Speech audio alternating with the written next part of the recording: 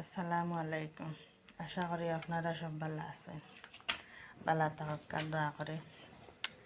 রাত্রের খাবারের জন্য বরবটি আনাইছি।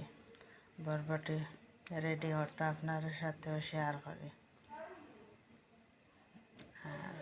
কমেন্টের মাধ্যমে জানাইবা আপনারা মাঝে মধ্যে বরবটি খাইবা। একটা তরকারি খাইতে ভালো লাগে, একটা তরকারি ভালো আছে।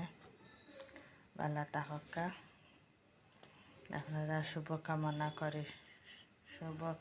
করি কমেন্টের মাধ্যমে জানাইবা আপনারাও খান যেন। ভালো থাকা। আসসালামু আলাইকুম।